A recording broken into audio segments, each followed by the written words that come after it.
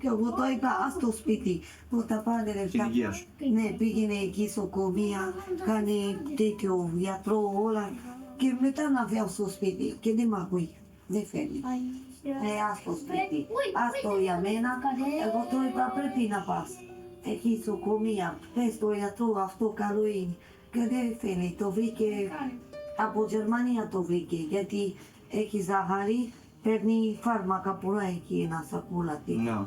Οπότε πήγε εκεί, ήταν άρρωστη και πήγε και το βρήκε Latino και μετά ήρθε και Ρωμανία και ίδιο το είπε. Και πήγε το γιατρό αυτό, αλλά πρέπει να κάνει εξετάσεις τέτοια πολλά και φοβάται. Ήρθε για μένα και εγώ φοβάμαι το. Εσύ φοβάσαι τις εξετάσεις, Ναι, και όχι, φοβάμαι αυτό. Και η μπαμπά του ήταν Πακιστάν, εγώ ήταν εδώ. Και παίζει έτσι, ήταν ένα μισό χρόνο. Και δεν κονίσε τίποτα, μαύρισε πάρα πολύ. Μετά ήρθε στο μοφόρο και το πήγε έτσι εκεί το τέτοιο.